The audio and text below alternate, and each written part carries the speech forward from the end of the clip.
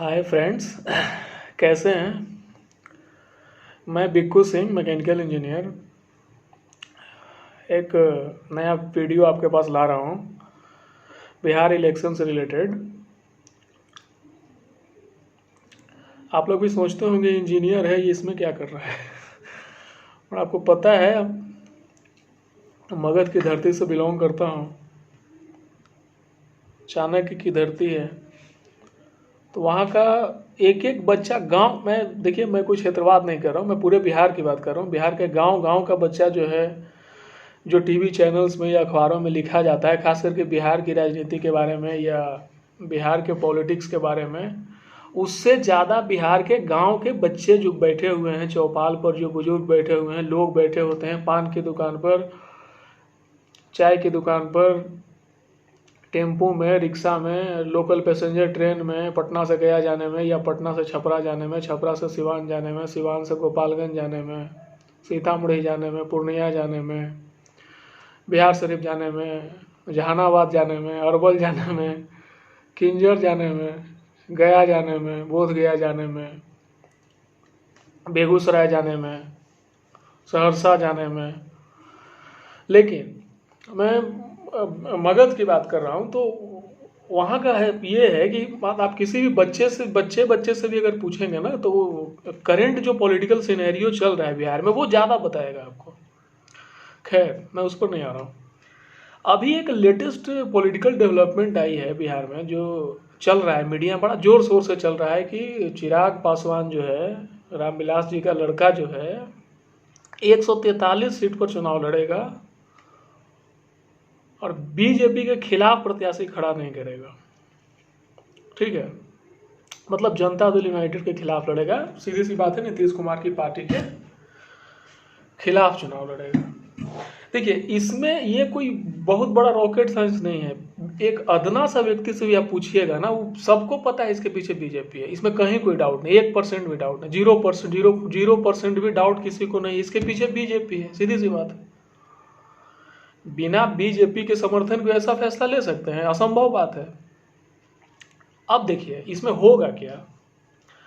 वैसे तो नीतीश कुमार के खिलाफ एंटी इनकम्बेंसी फैक्टर है इंटायर बिहार में, इसमें कहीं कोई डाउट नहीं। इस बात को बीजेपी भी बखूबी समझती है। उनका जो सेंट्रल सर्वे है या उन्होंने जो जितने भी इंटरनल सर्वेज कराए हुए हैं बिहार में, उसमें उनका फीडबैक है कि नीतीश के खिलाफ एंटी इनकम्बेंसी फैक्टर है, जो कि सच है। एंटी इनकम्बेंसी फैक्टर है नीतीश कुमार के खिलाफ। लेकिन व्यक्तिगत रूप से, पर्सनली अगर मैं बात करूं, तो नीतीश कुमार पर भ्रष्टाचार का आरोप नहीं है। अब 1 रुपया आप करप्शन का चार्ज नीतीश कुमार पर नहीं लगा पाएंगे। उनकी पार्टी का कार्यकर्ता है या जो व्यवस्था में, एडमिनिस्ट्रेशन में हजार तरह की चीज़ें हैं, कई तरह की करप्शन की चीज़ें हैं, घूसखोरी, इतना घूसखोरी है, मर्डर, लूट, फटना, सब कुछ हो रहा है। लेकिन नीतीश कुमार पर करप्शन का चार्ज नहीं है, इस बात को आप मान लीजिए। अकेले अगर आप जो है, जैसे कई राज्यों के मुख्यमंत्रियों पर भ्रष्टाचार का आरोप लगा है। बिहार में ही देख लीजिए, भ्रष्टाचार के मामले में लालू जी जेल में बंद हैं, जो सो कॉल्ड आरोप है उन पर, उसकी मैं बात कर रहा हूँ।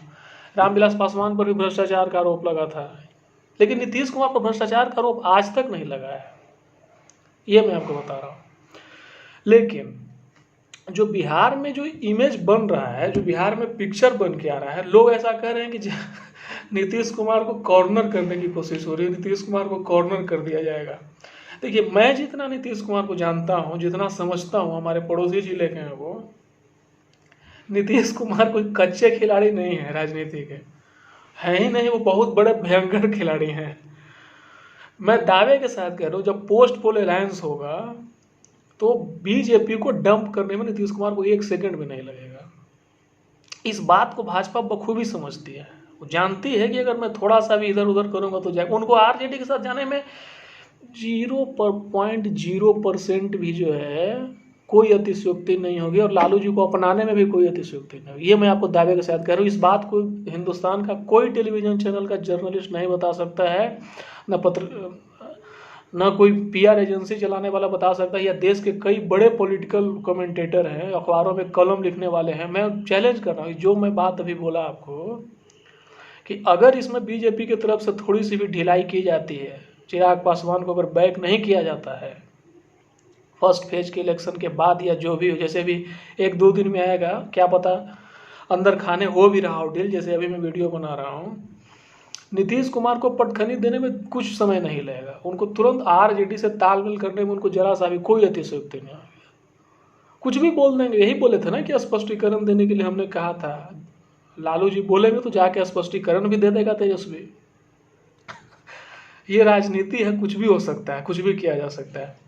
तो मेरे हिसाब से जो बीजेपी जो गेम खेल रही है चिराग को आगे करके, हकीकत में इसमें बहुत हद तक हो सकता है तो जदयू को 15 या 20 सीट से ज़्यादा नुकसान नहीं पहुंचा पाएंगे वो, अगर बीजेपी का वोटर, ध्यान से सुनिएगा, ये तभी हो सकता है जब बीजेपी का वोटर बिहार में, बीजेपी का वोटर हर एक क्षेत्र में, चाहे मगध में, शाहाबाद में, सारण कमिश्नरी में, मिथिलांचल में और कोसी में, तिरहुत कमिश्नरी में, बीजेपी का वोटर अगर नीतीश कुमार के पक्ष में वोटिंग करता है, जिसकी संभावना मुझे नहीं लगता कि वो कोई वोटिंग करने वाला, नीतीश कुमार कोई वोट करे बहुत कम, क्योंकि उनके खिलाफ एंटी इनकम्बेंसी फैक्टर है, वो क्रेडिबिलिटी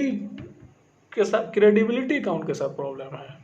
और इस बात को अभी तक जो है वो क्लियर नहीं कर पाए बिहार की आवाम के पास या बिहार की जनता के सामने, इस बात को अभी तक वो, मतलब एक जो बोला कहा जाता है कि एक स्पष्टीकरण दिया जाना चाहिए था, वो इस चीज़ को आज तक स्पष्ट नहीं कर पाए कि हाँ भाई हम बीजेपी से क्यों हटे और फिर बीजेपी में क्यों आए, या आरजेडी से क्यों हटे। खैर आरजेडी में जाएंगे तो एक अलग कारण बन जाएगा उसमें। देखिए लालू जी एक बड़े हैं नरम दिल के इंसान है, ठीक है ना, एक अवघड़ है, अवघड़ व्यक्ति, उनको अपनाने में 1 सेकंड नहीं लगेगा नीतीश कुमार को, ये मैं दावे के साथ कह रहा हूँ आपको। लालू जी को नीतीश कुमार को अपनाने में 1 सेकंड भी नहीं लगेगा। बीजेपी ऐसा ही आँख लाल टप, जैसे उनकी भाषा में कहा जाए ना, गाछे कटहल ओठे तेल, लाल टपकाते रह जाएगा, कुछ मिलने वाला नहीं है। तो इसकी बड़ी संभावना है, मान लीजिए अगर जैसे बीजेपी कह रही है, हो सकता है जैसे बीजेपी 122 की जो आ रही है न्यूज में आ रहा है कि इतना दिया जाएगा, या समाचार चैनल्स जो उनके पार्टी के लोग कहते हैं कि 120 पर लड़ेंगे, 110, 100 जो भी है, तो मान लीजिए भाजपा 80 पर आती है, अटक जाती है, 60, 65, 70 पर आती है, क्योंकि देखिए अल्टीमेट वहाँ होना तो खास पॉलिटिक्स में होना है, इसमें कहीं कोई डाउट नहीं है, कोई कुछ नहीं, कोई मुद्दा नहीं बनने वाला है, न आज तक वहाँ विकास मुद्दा बना है न कभी बनने वाला है, क्योंकि नेताओं के कृपा से बिहार में जाति का ऐसा जंजाल फैला दिया गया है कि बड़ा मुश्किल है वहाँ पर विकास को मुद्दा बनाना, ये मैं आपको बता रहा हूँ दावे के साथ। लेकिन फिर भी मेरा अपना मानना है कि बीजेपी की सीटें तो वहाँ पर आएंगी, क्योंकि बीजेपी के पक्ष में कोई एंटी इनकम्बेंसी फैक्टर नहीं है। प्रॉब्लम बीजेपी के साथ ये है कि नीतीश को डायरेक्ट डंप नहीं कर पाएगी, इसलिए नहीं कर पाएगी, नीतीश के साथ सरकार चला चुकी है। और दूसरी चीज़ है कि प्रधानमंत्री जी के बड़ा प्रखर, प्रधानमंत्री जी के दिल में बड़ी इज्जत है नीतीश कुमार के प्रति। आप उनका बॉडी लैंग्वेज देखेंगे या जो भी चीज़ें देखेंगे तो नीतीश के प्रति उनका बड़ा वो है, इज्जत है। लेकिन खैर पॉलिटिक्स में ये सारी चीज़ें नहीं चलती है, वो तो वही चलता है जो आप समझ रहे हैं सब कुछ। लेकिन फिर भी मेरा अपना मानना है कि अगर बीजेपी की सीटें चली आ भी जाती है तो ऐसा नहीं होने वाला है कि नीतीश कुमार अगर 100 सीट 122 पर लड़ेंगे तो नीतीश कुमार की सीटें 20 आ जाएगी, 25 है, ऐसा नहीं होने वाला है। ये तभी हो सकता है जब बीजेपी का वोटर उनके पार्टी के कैंडिडेट को वोट नहीं करेगा। तो बीजेपी का जो इंटरनल सर्वे है, जैसे कई वर्कर्स की तरफ से उनका तो भाई प्रचार तंत्र आपको पता है कितना बड़ा उनका है, इंटरनल सर्वे है या जो भी है, तो उनका जो है अमित शाह जी का या जेपी नड्डा जी का या बीजेपी को जो भी लोग चला रहे हैं सेंट्रल लीडरशिप में, उन्होंने ये इस थ्योरी को गढ़ा है कि अगर चिराग की पार्टी लड़ जाती है तो बीजेपी का वोटर जो है चिराग के पक्ष में वोट कर देगा। तो इस स्थिति में चिराग की सीटें आ जाएंगी और बीजेपी अगर 80, 75, 80, 90 पर भी पहुंचती है, 70 पर भी पहुंचती है, तो वो जोर तौर से सरकार बीजेपी का चीफ मिनिस्टर बना लेगी। क्योंकि नीतीश कुमार की सीटें बढ़ेगी तो असंभव है कि बीजेपी का मुख्यमंत्री बनने वाला। और ये बड़ा मार्केबल चीज़ है नीतीश कुमार के साथ, बीजेपी के साथ रहते हुए भी बीजेपी के किसी भी एजेंडे को बिहार में लागू नहीं होने दिए हैं। वो आरएसएस का जो सो कॉल्ड एजेंडा है बिहार में लागू नहीं कर पाए। वो जब 2010 में भी आया था, उनका 92 सीट आया था, आप लोगों को याद होगा।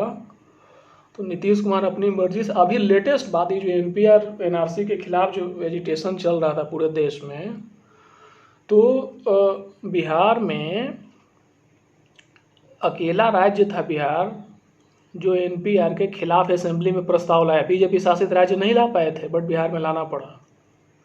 आप समझ सकते हैं नीतीश कुमार की क्या धाक है।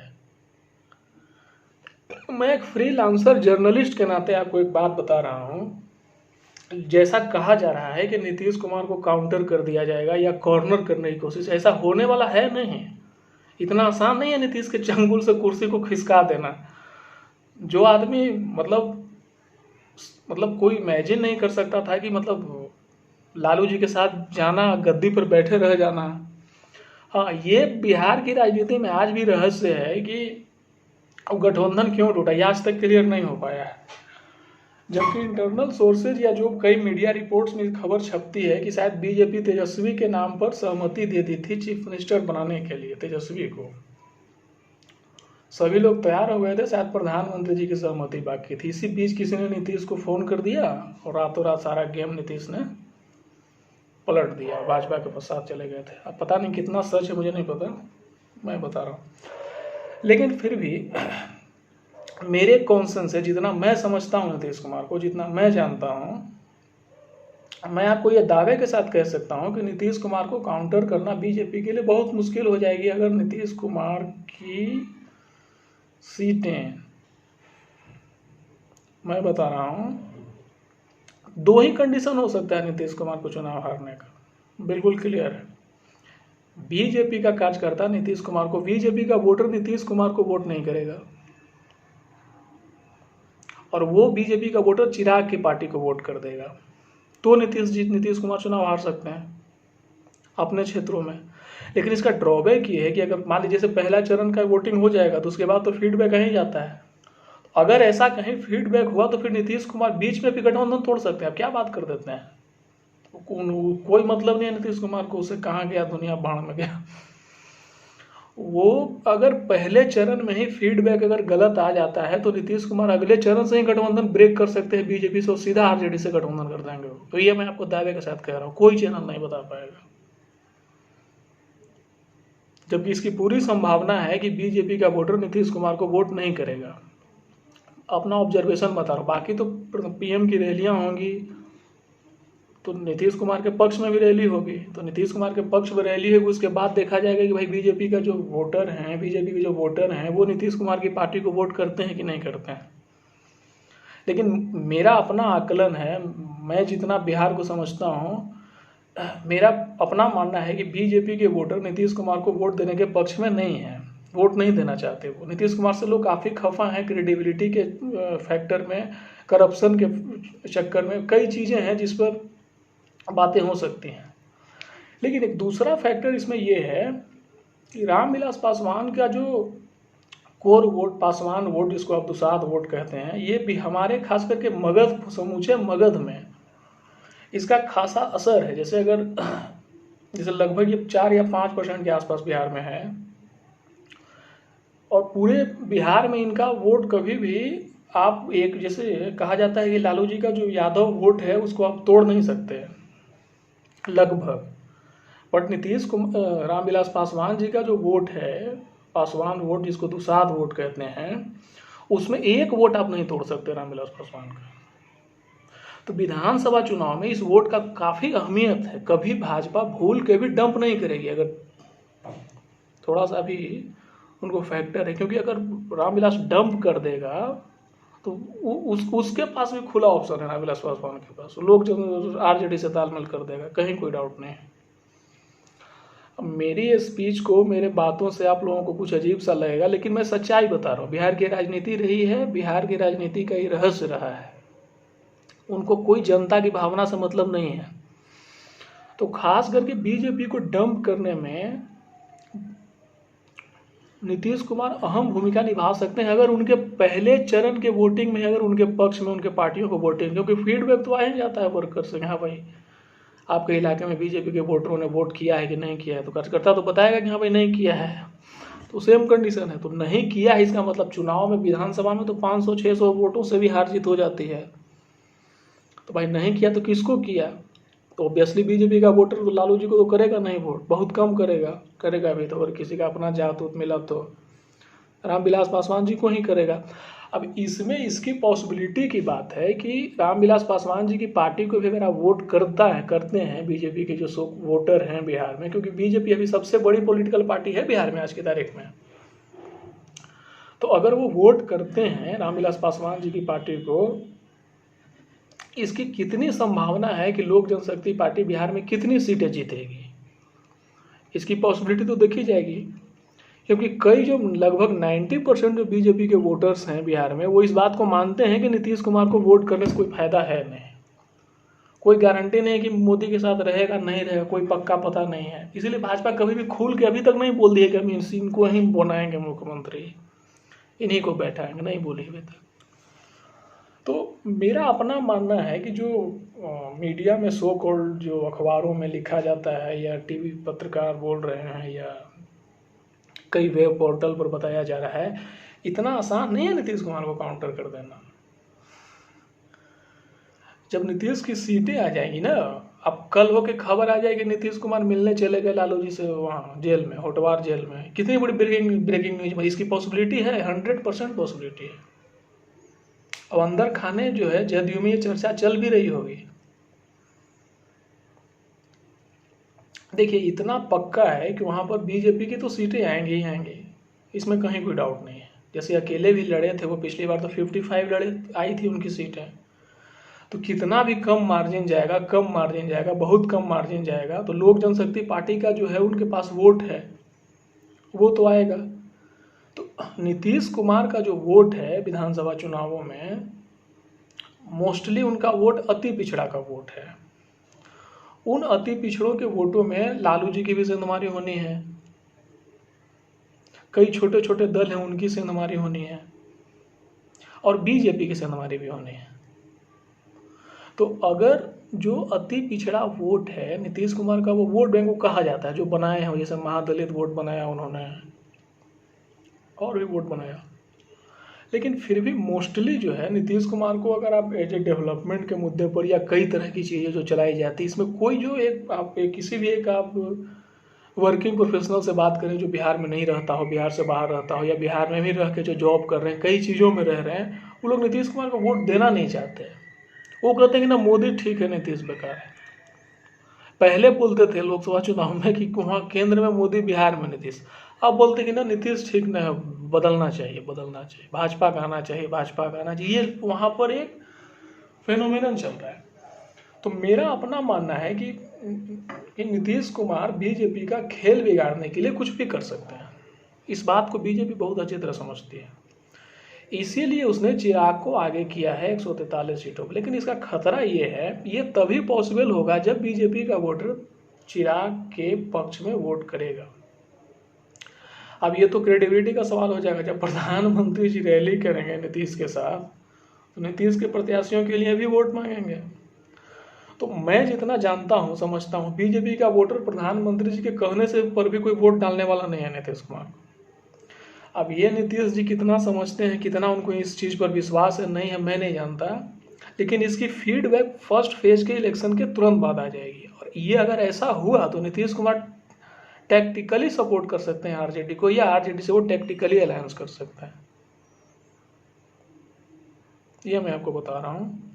इस पर आप अपनी राय दीजिएगा, आप इसको कितना सच मानते हैं, कितना फैक्चुअल मानते हैं, कितना इसमें करेक्ट है, कितना इनकरेक्ट है, नीतीश कुमार के पर्सपेक्टिव में मैं कह रहा हूँ। क्योंकि मीडिया में चर्चा है कि नीतीश कुमार को काउंटर कर रही है बीजेपी, करने की कोशिश कर रही है चिराग के हाथ। तो मैंने आपको तर्क दिया है कि नीतीश कुमार को काउंटर करना इतना आसान नहीं है, क्योंकि वो कुछ भी कर सकता है। थैंक यू, बहुत बहुत धन्यवाद।